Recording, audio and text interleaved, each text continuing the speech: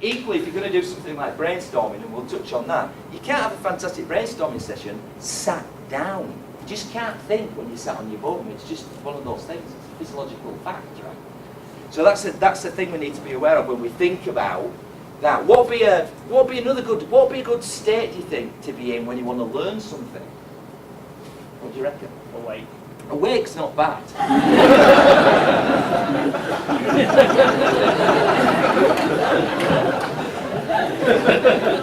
I did this presentation on Tuesday. I said, what kind of state do you think you need to be in to be creative? And somebody said, oh, having a huge bit of wacky-backy, I think. Might as well just deal with that now. You know, do drugs and alcohol make you more creative? No, they just feel like they do. In my view, you know, the next morning there's diddly squat in terms of ideas. At the time, it found, you know, like loads of stuff. Right? So yeah, being awake's good. There's one beyond that, though. I think. Right? If you just say to me, what's the kind of meta state, if you like, what's the best state to be in if you want to be creative? I would say being curious. Being curious. You know, if you wanted a state to go for, being curious. Now, unfortunately, we've lost that ability. I think most of us. You know, like that kid-like ability. You know, like I remember my daughter Megan. She's still a little bit like this, but when she was maybe 2 or 3, and there's that bit, you know, Dad, why is the sky blue? I don't know. Go on, why? You know, that stuff, right? And we kind of get that knocked out of us, don't we? We kind of get so familiar, we stop being curious. So we have to get more curious. So I don't know if you can remember the last time you were like really curious. You know, like when you found out the one that Father Christmas. You did know that, did you? We're going to be talking about beliefs shortly, next in fact, but isn't it amazing how you change your belief system totally overnight, which is what most people did, didn't they? Like up to a certain point, absolute conviction belief, there is a Father Christmas. Overnight, no there isn't. What happened there then? That's interesting, we'll talk about that in a minute. But however, when you did get to that point, if you've not done, you may do, but if you did get to the point where you go, I don't believe in Father Christmas anymore, boy did you get curious about a week before Christmas. Do you remember? Because what was rattling around in your brain was, there's some presents in this house. And you'd be like really obliging with your mum and dad, wouldn't you? Go on, mum and dad, go into town. I'll look after my brother and sister. Off you go for as long as you want, why don't you? Go on. And they'd get them out the door, and then you'd go, and you'd remember being that curious, like going around the house, you know, wow, where are they? And then eventually you'd find them, they'd be like top up wardrobe, and you'd get them down, and they'd be wrapped up, it's like, I wonder what they are. I'm not suggesting you'd want to stay that curious for the next hour. Right. But that's how curious we need to get. That'd be a good state. And we need to also, when we think about being in a creative mood, we need to have a stimulating environment as well. That's why I love, I don't know, I'll have to ask you, you might be able to tell me Julie now, that this is called the tomato room. How cool is that? Because you have like an association straight away, don't you? So, you know, I wouldn't suggest that this could become associated with being the room where we come up with great ideas. Every time we just walk in the door. Obviously I wouldn't make that suggestion. But we know if you build things into the environment, and that's what I love about coming here, by the way, because I think one judgment of a company is just when you walk into reception or and there's just some sort of thing in there. And I don't know if you still feel it here. I think the challenge you guys have, by the way, sometimes you get too close to it. And one of the joys for me is, I guess, as an outsider, if you like. It's a bit like, you know, if you have a painting on the wall at home, and when it's been there a while, you don't notice it anymore. And in fact, when we moved, you suddenly go, wow, it's quite a good painting, isn't it? Well, you might not notice the atmosphere in this building, but you can, like, feel it. And that's good. So what I'm saying to you is you've got some of these things in place already. But there's other things perhaps you can do. You can, like, you can do this. This is what I do in the office. You can say, this is my great ideas chair. And I only ever sit in this chair when I want a great idea. Wow, I've just had one. So you can build things into the environment. You know, you can call various rooms, various areas, the ideas corner, the whatever. That's one place you can start to think about building it into the structure to create that. So there's two things. Make sure you've got a stimulating environment. The other thing you could have is like a library, a resource. You may already have this. But again, when people said to me, I don't know how you do that, how you come up with ideas, there's so much source material out there. And by the way, I'll do this via Julie, but, you know, I can give you a reading list if you like as a starter for 10. There's some fantastic books and tapes, all sorts of stuff on creativity and innovation that are just, you know, when I worked in advertising, the place we used to start was, before we started writing the ads, it was just like, put a load of info in, you know. and just kind of like stimulate the environment, have things around us. You know, we used to deliberately take ourselves. In fact, we were once doing some work for Asda, and we said, oh, can we come down and do the work in the canteen? So that'd be a better place to be to come with ideas for Asda than back at the agency, right? A famous story about PG chimps. Similarly, the idea came from the guys saying, well, we're never going to come up with anything in the office, let's go to the zoo. And they saw the tea party with the chimps and thought, right, so get yourself in stimulating environments, that's the key. So that's the first idea, right? First idea. Second thought for a brighter future then is believe you're creative. Believe you're creative. Now, how do you start to believe you're creative? I've got no idea. Glad you asked that. Well, you need to think about how beliefs are structured. So let me give you an idea. But before I do that, I just need to do a little check. Put your hands up if you already believe, as an individual, you are wildly creative and hugely innovative. Okay, so look around. Now, Tony, we've had it, man. I'm serious. We're stuck already. We're stuck. We are. We're stuck because in a minute, after this particular idea, we're going to look at like some skill sets, you know, like the hows, how do you do it? Well, here's the fact. That's no good. We're stuck already. We might as well stop now, really. Because nobody in this room believes they're wildly creative and innovative, so we've had it. Because that's the most important bit, the belief. So here's the deal. This is why most training fails or isn't as successful as it could be. Let's take customer care for a moment, right? In poor performing organisations, you are an exception. But what happens is we train people, we give them skills training like how to answer the phone in 3 rings. And they do that for a while, but have you noticed after a while they stop? Do you know why? Because they don't believe in customers. They don't really believe in customer care. We didn't give them the belief first and then the skills. So again, if we were doing a full day today, what I'm sharing with you today is like part of a full day workshop really, where you much smaller numbers and stuff. But we always start the day with this question, because there's no point me going any further now till we change your beliefs. Because there's no point me going on and giving you loads of skills training how to run a good brainstorming session, because after a while you're going to stop using it, because you don't believe you're creative. So you need to examine that, don't you? So before I explain how you might be able to change your beliefs, the simplest way is to just decide that you are. That's the simplest way, right?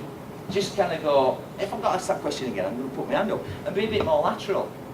Just think about some areas where you have been creative.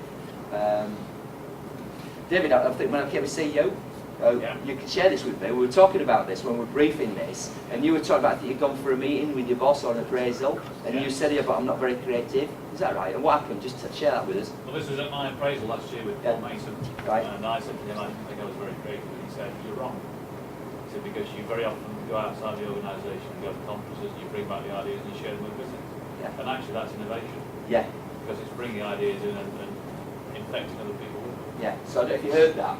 So it's interesting that sometimes your boss might see it in you, so you're thinking that's not very innovative. I did some work for a firm of lawyers, and they said, can you come and do this creativity session with our tax people? Now, I didn't really do any work with lawyers, but it's a lot more challenging than you guys, right? And I thought, well, why? And they said, because they're our most creative people. Because they have to find ways around the tax laws, right?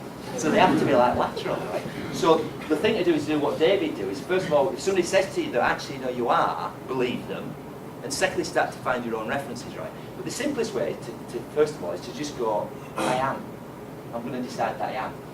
But you need some help with that. So what would be helpful with that is if I explain to you briefly how beliefs are formed, because that'll help you change yours then, right?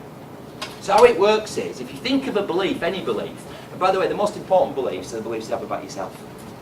And when I talk about beliefs, by the way, what's so exciting when I say you have to believe you're creative is it doesn't have to be true. Isn't that great? You know, somebody said to me, if somebody said to me, what's the most amazing thing, Steve, out of all the areas you cover, personal development, creativity, whatever, the most amazing thing you've discovered in the last 10 years? There'd be a few answers, but top of mind would be when I discovered that beliefs aren't true. And I'd gone around for, I don't know, 25, 30 odd years thinking they were. Isn't that weird? I mean, guess if you got no idea from today but just that beliefs aren't true, wow, you'd be light years ahead of just about anybody else on the planet. Because peak performers, I've noticed, organisations, individuals, are the ones that stop for a moment and go, hang on a minute, What kind of beliefs do I have about myself and the world in general? You see, when people believed the world was flat, it didn't have limit travel, didn't it? And the deal with the belief is, it's not whether it's true, it's whether if you try it on like a suit of clothes, will it make you behave different? It's like getting a boat and set sailing. And if you behave differently, will you get better results, like Discover America? And if you do, keep the belief. That's the exciting thing about beliefs. So there's not one belief you have about yourself or the world that's true. Let me give you an example. So think of a belief as a tabletop. Now let's say that this particular belief, let's take a world belief because we could all relate to this, right? Now I think in my research there's only 2 typical world beliefs. So these are beliefs that we all have about like how the world works in general. And these beliefs seem across all countries, all cultures really. You get to find an exception to these 2 beliefs. Now there's only 2 major ones, right? Now this is a rhetorical question, but I want you to ask yourself, what percentage of people you think believe one or the other thing, yeah? And ask yourself which you believe as well. And here's the deal. So the first tabletop is, the first belief that a percentage of the world population have is that the world is a malevolent place. In other words, the world's a pretty bad place. You've got to watch your back. You're not here for a long time, you're not here for a good time. Okay? Now, if you had that belief that the world's a benevolent place, could you find some references to support it, to say it was true? Some legs for your table? Well, yeah, I mean, there's one that happened in the last 2 weeks, isn't there?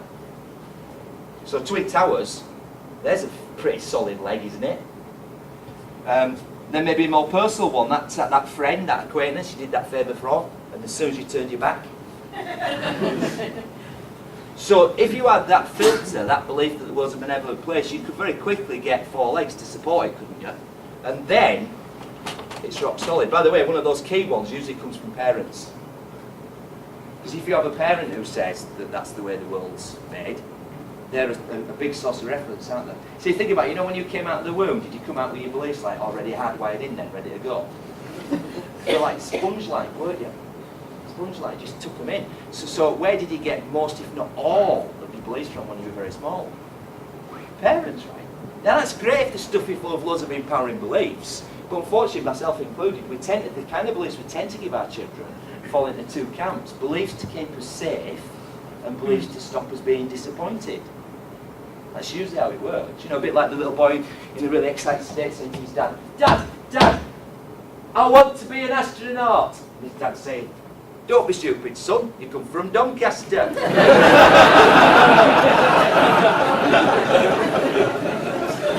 never going to happen, is it? So we get solid references. So, if we had a tabletop called the world's a benevolent place, we could find 4 legs easy, couldn't we? So that's one belief. Here's the other contrasting belief. There's a percentage of the world population, I don't know how many people in this room it is, who believe that the world's a benevolent place. That generally speaking, the world's a nice place. Sure, there's the odd bad penny, but you're here for a long time and a good time, right? Now, if you had that belief, could you find 4 legs to support it? Well, yeah, look at those firemen at the Twin Towers. Look at that. I looked at the whole paper, but I focused on the story that really was about, you know, human kindness and resources. My mum and dad always said the world was a great place and you could make your own way. So you could easily get 4 references for that belief, could you? Could you? Yeah. Okay, here's the question then. Which belief would you rather have? It's your choice, right? Which belief's going to create the kind of behaviour you want and the results you want? Now, the thing is, the same's true of Father Christmas. Think about Father Christmas. Up until a certain age, you had a rock-solid table, there is a Father Christmas. Because your mum and dad said there was. Grandma said there was. Your mates said there was. Even your teacher said there was. And not only that, it came every Christmas. And then literally overnight you built a new table, didn't you? Where you went, Mum and Dad say, actually, I've been lying for 10 years. I was at a conference with this girl, we're doing some presentation skills training, and this girl was doing a little presentation. She was talking about how Mum and Dad got this guy who had a really kind of Father Christmassy type voice to ring her up and go, it's Father Christmas. And she said, the power of it, she believed in Father Christmas till she was 14. Totally unshakable, because she had a really strong leg there. But overnight you changed, you know, because Mum and Dad said, no, we've been lying out of our back teeth for the last 10 years. Teacher said, nah, you're old enough now, it's rubbish, right? kids at school particularly, you've got to be joking. You know? And then your parents start saying, so what do you want for Christmas then? Right? The same's true about creativity. You have to start with no legs and have a tabletop which says, I believe I'm creative. And then go find yourself some legs. So David found one, didn't he, already? He's already got one leg now, and he's another 3, right? Let me see if I can knock some of your legs away to start with those. Because we need to maybe knock them away as well as build them. So I've got a couple of questions just to sort of start the process of shaking up your table, right? Here's the first question. Put your hand up if you were once a child. Right, well, and you have the nerve to tell me that you don't believe you're creative, right? Can you remember how creative you were as a kid? Back to Megan again, you know? Why is the sky blue? Oh, you didn't care. And the other thing is you didn't care what folk thought, did you?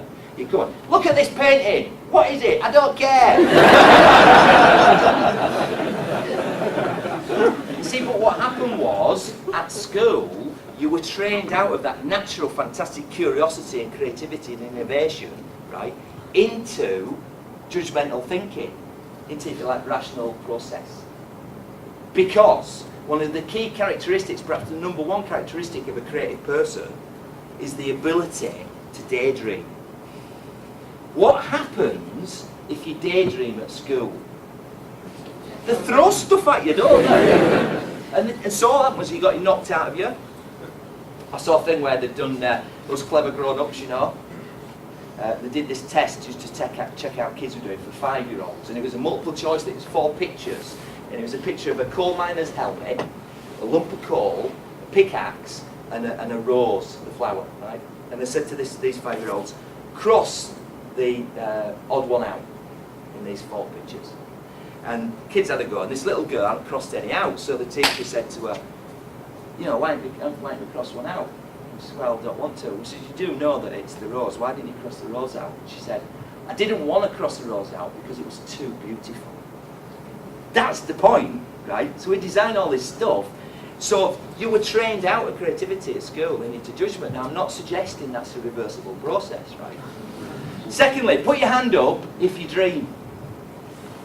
And you have the nerve to tell me you're not creative.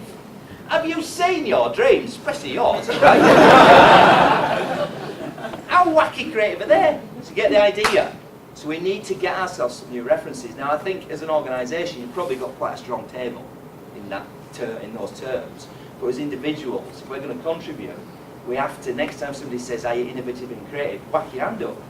Because in what way is the question you've got to ask yourself. You know? It can be, I mean, you know, those people who are mums or even dads, you know, when you have to like rustle a meal together for kids because there's no one in the house, how creative do you have to be then? Same deal, right? That'd be a leg for your table. So that's the key. The next thing is to say we need another belief as well. So the beliefs that you have drive your behaviour. So here's a belief I suggest you might want to try on like a suit of clothes, because it will make you behave different, and therefore you get different results. Now, obviously, it's not true. It's just convenient.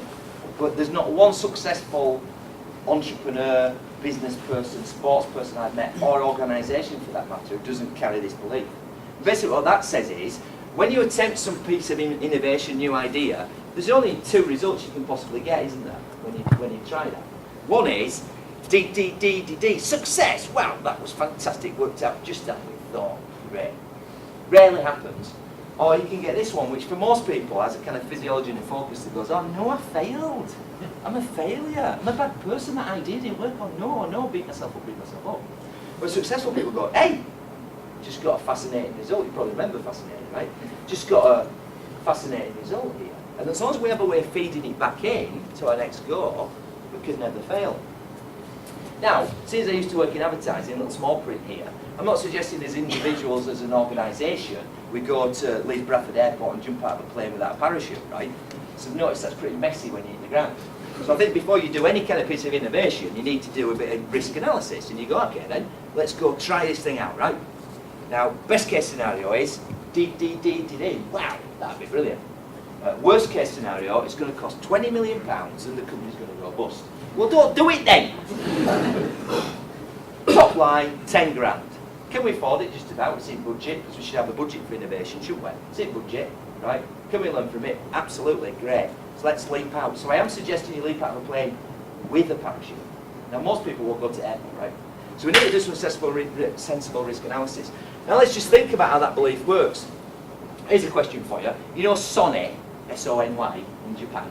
How long do you think it takes them from having like some sort of nugget thought of a new idea, product, service, to having something that can test? It's a rhetorical question, by the way. Something that can test in the marketplace, right?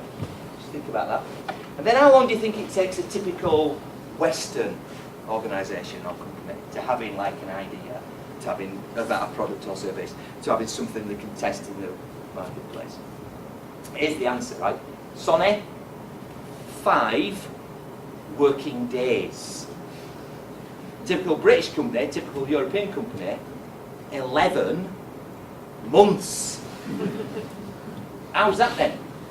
Because they have a belief, right? You can't fail. But they also have another belief, which is this: never ever let people in research and development tell you they want more time and money. Because that's what they'll say. When I worked in advertising, that's the cry I always went up: if only we had more time, if only we had a lot more money, this would have been perfect, right? So what Sony realised, and what people who want to be innovative realise, is there's no point shooting for perfect. You can't do perfect straight out of the box, you know. Whoever it was who said it's got to be right first time was an idiot. You can't do it right first time. When did you ever in your whole life do anything right first time? Never mind the 40th time. So the Japanese know that, right? So they work that to their advantage. So what they say is, when the R&D people say, oh, give us another 20 grand, another 2 months, no, they say, you've got 2 grand and then 2 days. Even if you can only give us something on the back of a beer mat, that'll do. We just want something we can stick in front of a customer and say, would you be interested in buying that, sir or madam, and how would you improve it? Right? We're not chasing perfection. So that's what we have to do as well. We have to like test things in a controlled way. Sometimes that could take a long time. I mean, you probably all heard of James Dyson, yeah? Now again, if you want just the first book for your reading list, because I know you're into lots of books, built to last, done with all that, right? Here's another good book. It's just called Dyson, and it's grey and yellow, so it's dead easy to find, because it's like the vacuum cleaners, right? And it's the story of James Dyson, and it's some wonderful stories about how creativity works. And what you'll find from reading that book, I won't tell you what it says, but what you'll find is that all his ideas come from not being original, but from finding one thing and another thing and putting them together. And innovation's often that, if not always that, right? But you like to read the book to find that out, but there's a little bit in there that's a great example of this belief system, because he says he came up with the idea for the bagless vacuum cleaner. And by the way, it came up because he was dissatisfied, and that would be another good state to be in. As well as having loads of fun, we should all be dissatisfied. We should all be saying, there's got to be something better than the golden corn thing, even though it's great. There's got to be something better, because as soon as we say that's as great as it could ever get, we stop, don't we? So every time we come up with innovation, we have to go, but there's got to be something better than that. We've got to get dissatisfied. And the way to do that is in the everyday working life. When you come across something that you think could be improved, then do something about it. Don't just mourn. So that's what Dyson's always done. So how he came up with the idea was he got sick of his Hoover blocking up at home and kind of sat down and went, there's got to be a better way than this. And then he got really curious. Then he combined 2 ideas. Then he went to see, and he was just in his shed really, right? Then he went to see Hoover, like you would, wouldn't he? Went to see the mighty Hoover, and he said, oh, hey, listen, I've come up with the idea for a brand new kind of vacuum cleaner, bagless vacuum cleaner. So superior to anything else that's ever been thought of before. And Hoover said, Mr. Dyson, if somebody could have thought of a better vacuum cleaner, we would have thought of it. Bugger off. Now that was in 1970. Now you couldn't buy a Dyson in the UK till the early 1990s. What do you think James Dyson was doing for those 20 years in his garden shed? I'll tell you what he was doing. He was making vacuum cleaners that didn't work until he made one that did. And he was running this, going around that loop. And a guy that's very similar to Dyson you've probably heard of as well is Edison, right? Thomas Edison, probably still the most famous inventor who's ever lived. And the other thing you'll find is, and you'll find this as Asda, when you get a reputation for being innovative, people want to get you, don't they? Because they don't want it to work, do they? When you introduce a new thing, your rivals go, I bet that won't work. Oh, God, I hope that doesn't work, doing that. You know, whatever it is. And then hopefully it does work. But either way, you've got to like put that to one side. But Edison was the same. Even here he was, this guy who patented so many things. He had a patent pending for every 2 weeks of his life. who lived to be quite an old guy, right? So, an incredibly innovative, creative inventor. And he had all these successes, but his last thing that he really worked on, his biggest success, was the electric light bulb, right? One of these. And what was great about Edison was that his vision was not to make and invent a light bulb, it was to light the world at night. So he had like the vision as well. And he was doing, and the challenge he had was the filament, getting the filament to work. He understood the theory, but it was getting it to actually work. And he tried over 8,000 different experiments with different filaments, and he was trying to eliminate various things. They even said try peanut butter just to see if that would work or not, right? Just to eliminate stuff, until he actually did it. But there's a famous thing where he got off the boat in New York, and a reporter from one of the New York papers came up to him and said, "The famous Mr. Edison, how do you feel about not cracking it with this, electric light, whatever it is, after 8,000 attempts, all this failure?" And Edison looked at him and just didn't understand the language. Because this is what do you mean, failure? I've not failed once. I just know over 8,000 ways it won't work. Right? Which means I'm closer than everyone on the planet of finding a way that it will. And the other thing you find with creative people, people think, what's the characteristic of creative people? Oh, they're wacky, crazy. No, do you know what they are? They're mule-headed. Dyson's mule-headed. If you ask him his definition of vision, mule-headed. Somebody says to me, it can't be done, I just say, well, watch me. Right? So you have to have that persistence as well. It's a characteristic. When you get a knock, you have to get back up, right? As the Japanese say, fall down 7 times, get up 8. Right? So questions for you is, do we run that at the minute? Or do we have a little sense of, no, Steve, stick your head above the parapet, it'll get shot off? Do we have a sense of, because that's what most, I don't think this is true of Asda, I'd like to think it's not, but most British companies go, and the people who have to do the work go, you don't understand, Steve, that's so naive, right? It's one strike and you're out round here. Now you can't be innovative with that attitude and that belief, can you? So we've got to have this belief, we've got to have a parachute, and the key thing is this, how good's the quality of feedback we get? So ask yourself, what feedback do we have? If you're going to go charge off and be creative, we've got to get lots of feedback on it. So you need to know what am I shooting for? Are we getting it? If not, I have to adjust, I have to adjust. Okay, so that's our second idea. Here's our third idea. You have to learn the creative process, right? You have to learn the creative process. So, how do you learn the creative process? I have no idea. I'll tell you, right? Now for this, we get to do our new chant. So we're going to learn a new chant now. I know you're good at chanting, right? So here it is. It's called the 5 I's. I'm going to explain what each of these are briefly in a moment, right? Information, incubation, illumination, integration, and illustration. That's a lot to remember in it. You think? And this is the core, this is the skill bit. Once you've got the belief, this is the process. Because what's great about knowing the process of creativity is you know where you are at any moment. So you can say, are we in stage 1, 2, 3, 4, 5 with this, guys? Right? But we have to remember it and learn it and know it and go out and learn more about it. So to learn it, I'm going to teach you it, right? So I'll do the action first. So this is how it goes, right? So it's like this. It's like information, right? Oh, he's joining already. I'll do it first. Information, right? Incubation, illumination, integration, illustration. Okay, so everybody stand up, we'll have a practice, right? You ready? So after 3, 4, 2, 3, there it is. 1, 2, 3. Information, incubation, illumination, integration, illustration. Not quite up to the standard, you have to chant. We'll have one more go, you ready? See if we can do it a bit quicker this time. Are you ready? After 3, 1, 2, 3. Information, incubation, illumination, integration, illustration. Have a seat. Very good. You should do this at the beginning of every meeting as well now, I think. It'd be belting, wouldn't it? Especially people who were here. What the heck are they on about, right? Let's take these 3 at a time, right? So the idea is this. You know when people say to me, I don't know how you do that, this is how we did it in advertising land and outside of advertising. This is how everybody does it. So whether you model somebody like Leonardo da Vinci, or Richard Branson, they use this process. They might not be conscious of it, but what we've done is capture it and said, these are the stages. And if you follow these stages, and if you're in the right mood and you believe you're creative, cooking with gas, right? So the first thing that's about information is, often we want to start too soon. Can you come to our brainstorming meeting and we turn up, we don't even know what it's about. Because we just want to get started. Hopefully after today's session, you'll be all fired up. Let's go do some new ideas, right? before you do that, you have to get the information. So for example, if you're going to run a brainstorming session with some colleagues, before they turn up, you need to be able to tell them, look, this is what we're working on. And here's the status quo, here's the facts at the minute. So I don't know, let's say we were working on a project of how we could improve the use of IT for Asda. Well, if I'm going to turn up your brainstorming session, I need to know what it's like now, don't I? What do we currently spend on it? How many computers do we have? How are the links? Did-a-did-o. So I've got the background. So point one with information, there's 3 points with information, is get it before you start. Because with that information, when I was writing ads, it's hard to write the copy for an ad if you don't understand the product, isn't it?